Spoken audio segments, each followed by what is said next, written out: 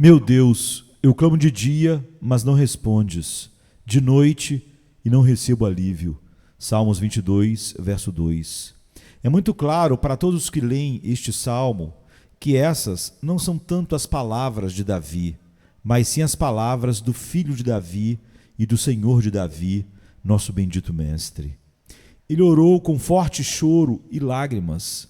Ele veio perante o trono do seu pai com súplicas e por um longo tempo parecia que ele não teria uma resposta. Parecia que Deus o havia abandonado totalmente e que seus inimigos poderiam persegui-lo, capturá-lo e levá-lo. Agora, por que o Salvador teve permissão de passar por uma experiência tão triste e tão escura? Como foi que ele, cuja palavra mais leve está prevalecendo com o céu, vence em todo o céu e sustenta o universo, que aquele que suplica com a autoridade divina naquele dia, a sua intercessão continuamente fluindo dos seus lábios, foi permitido quando aqui embaixo clamar e clamar novamente e ainda não receber resposta reconfortante. Não foi principalmente por esta razão que ele estava fazendo expiação por nós, e ele não foi ouvido porque nós, como pecadores, não merecíamos ser ouvidos. Ele não foi ouvido para que nós fôssemos ouvidos. O ouvido de Deus foi fechado contra ele por um tempo, para que nunca se fechasse contra nós, para que para sempre o clamor do enlutado pudesse chegar ao coração de Deus, porque o clamor de Jesus foi por um tempo excluído da porta da misericórdia. Essa porta foi aberta para nós. Ele ficou como fiador por nossos pecados e foi contado com os transgressores. Sobre ele o Senhor colocou a iniquidade de todo o seu povo e, portanto, sendo o representante do pecador, aqueles que o Pai elegeu e deu a ele na eternidade, ele não pôde, por um tempo, ser ouvido. Havia também, sem dúvida, outro motivo, a saber, que ele poderia ser um fiel sumo sacerdote, tendo simpatia por seu povo em todas as suas aflições. Essa realidade de não ser ouvido em oração ou ficar sem resposta por um tempo é um dos maiores problemas que pode cair sobre o cristão, e cai. O Salvador teve que passar por esse problema também, para que assim pudesse ser dito dele: em cada angústia que rasga o nosso coração, o homem de dores teve sua parte. Quando agora temo não ter sido ouvido em oração, posso agora olhar para o meu Salvador e dizer: ele não me leva por quartos mais escuros que ele não tenha passado antes. Ele agora pode ter uma terna e tocante simpatia para conosco, porque ele foi provado em todos os pontos como nós. Não foi também, mais uma vez, no caso do nosso Salvador, com o objetivo de mostrar a maravilhosa fé, fidelidade e confiança do obediente Filho de Deus? Tendo se tornado um homem como nós, ele se humilhou e se tornou obediente à vontade do seu Pai. Agora, a obediência não é percebida até que seja provada, e não se sabe que é firme, forte, até que seja posta à prova e exercitada fielmente. Por que grande provação passou esse ouro puro? Foi colocado no cadinho e lançado nas brasas mais quentes que possamos imaginar, todas brilhando com um calor branco. Elas foram empilhadas sobre ele, e ainda assim, nenhuma escória foi encontrada nele. Sua fé nunca vacilou, sua confiança em seu Deus nunca degenerou em suspeita e nunca se transformou em descrença. É meu Deus, mesmo quando ele está sendo abandonado. É meu Deus e minha força, mesmo quando ele é derramado como água e todos os seus ossos estão fora dos eixos, desconjuntados. Nisso, ele não apenas simpatiza conosco, mas também nos dá o exemplo. Devemos vencer como ele fez, por meio da fé. Esta é a vitória que vence o mundo, a nossa fé. E se pudermos copiar este grande sumo sacerdote da nossa profissão, que suportou tal contradição dos pecadores contra si mesmo, se pudermos copiá-lo de forma a não desfalecer em nossas mentes, nem desistir da obra do nosso Mestre, triunfaremos assim como ele triunfou, e é por isso que o Espírito Santo habita em nós para operar essas bênçãos que ele comprou com o seu sangue. Mas meu principal objetivo ao considerar este tema não é tanto falar da aprovação do Salvador, mas sim dirigir-me àqueles de nosso número que podem agora mesmo estar passando pela mesma experiência do nosso Senhor. Já o confortará saber que Cristo esteve onde você está. Já o guiará por saber que Ele lhe deu o exemplo e que lhe ordena que siga os seus passos. Aproximemo-nos agora da sua tristeza e pensemos nisso por um momento para nossa instrução e conforto. O texto, sem qualquer investigação sobre a causa da oração não respondida, parece dar um guia geral para a nossa conduta. Suponha que estejamos buscando alguma bênção de Deus por muitos meses e não a tenhamos obtido. Quer se trate de uma bênção pessoal ou em nome de outrem. Qual deve ser nossa conduta diante de uma prova como essa? A prova de uma longa demora ou uma aparente recusa? Em primeiro lugar, irmãos, está claro que o texto nos ensina que não devemos deixar de confiar em Deus. Ó meu Deus, ó aquela palavra apropriada. Não é aqui meu Pai.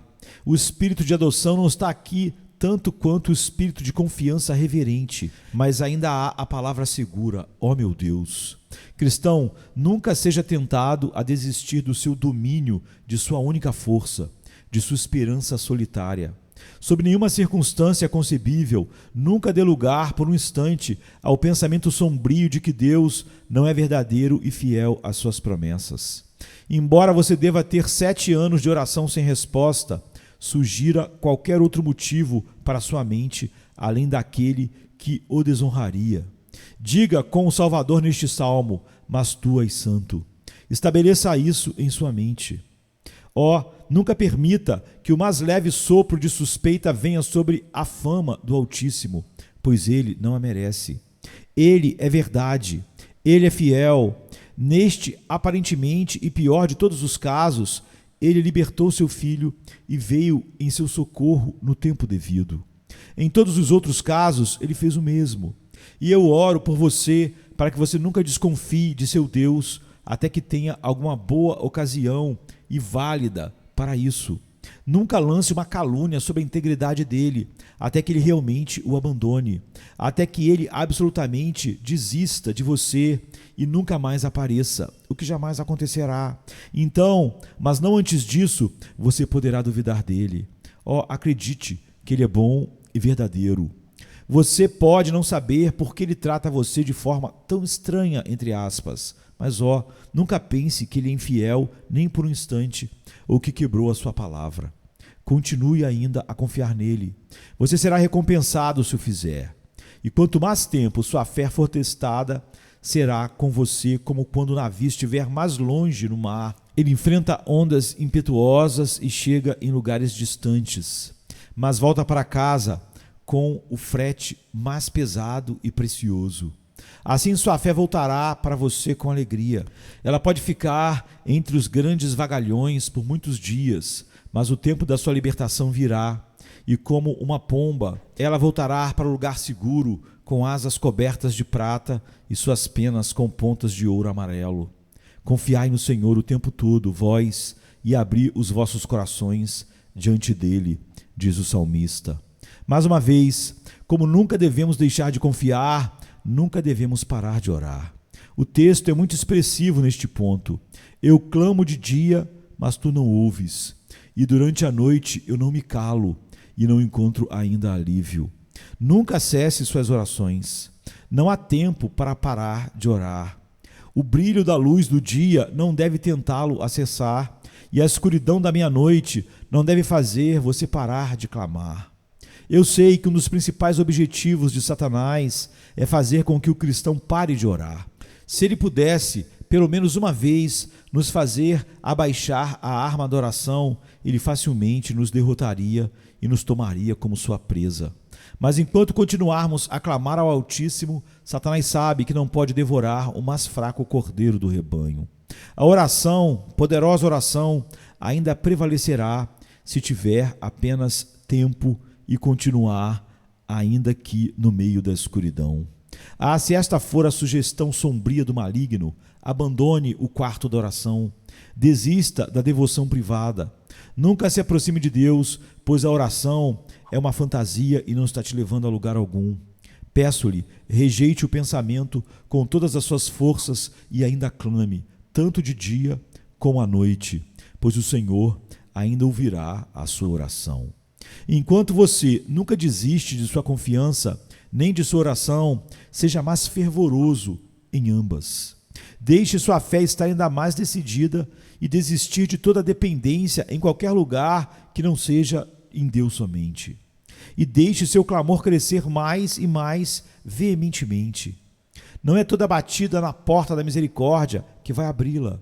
Aquele que prevalecerá deve lidar bem com a aldrava e derrubá-la novamente, novamente e novamente. Como diz o velho puritano, as orações frias pedem uma negação, mas são as orações em brasa que prevalecem. Traga suas orações como um ariete antigo contra o portão do céu e abra-o com violência, entre aspas, com violência sagrada, porque o reino dos céus sofre violência e os violentos o tomam de assalto. Aquele que deseja prevalecer com Deus deve cuidar para que todas as suas forças sejam colocadas em suas orações.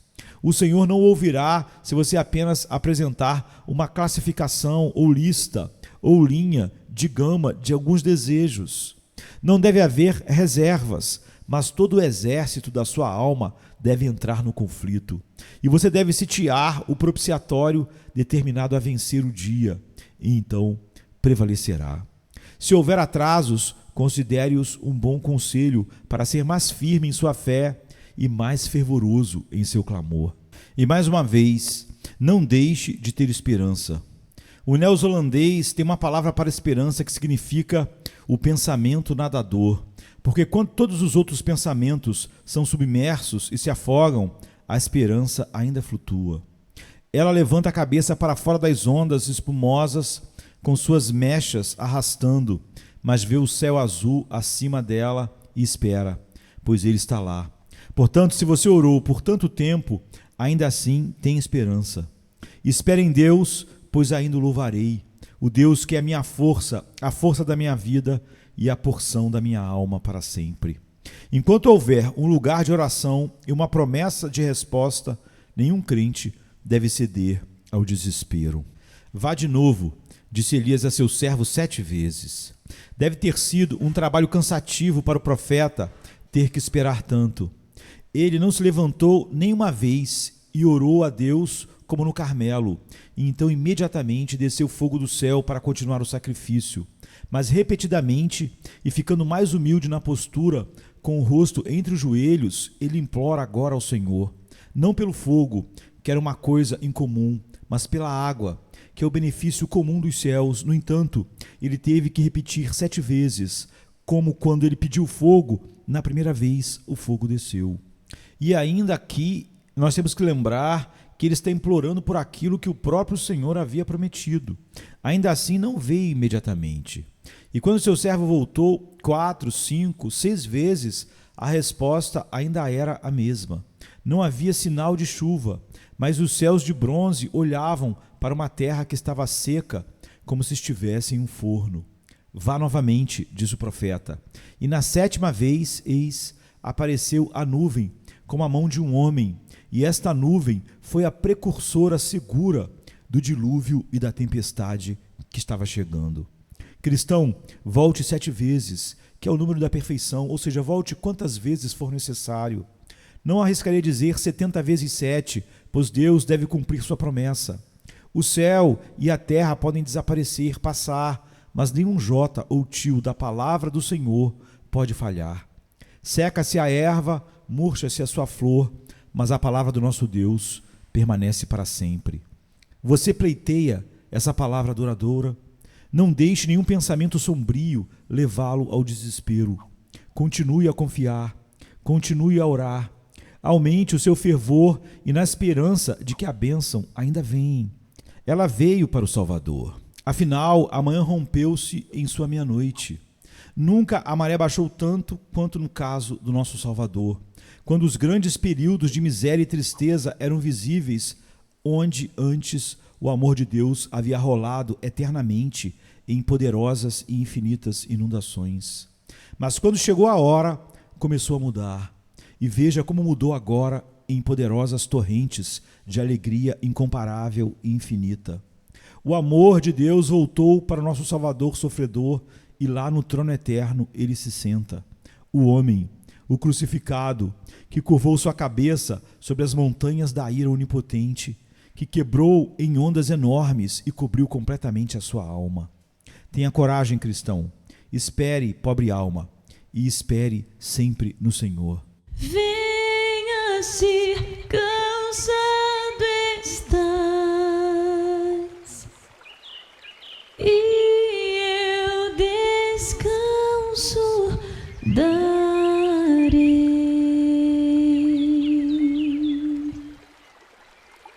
Tu descansarás.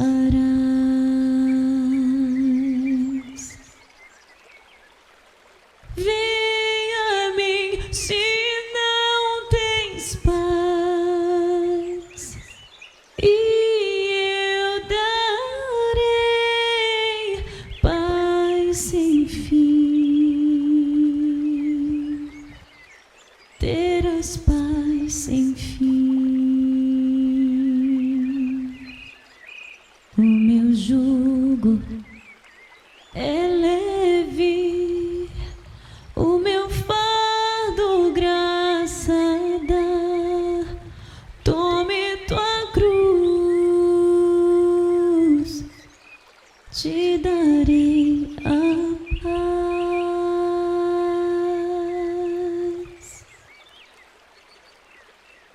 Venha o aflito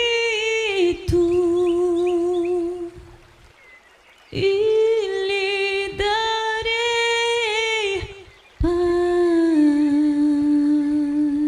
paz, minha paz darei.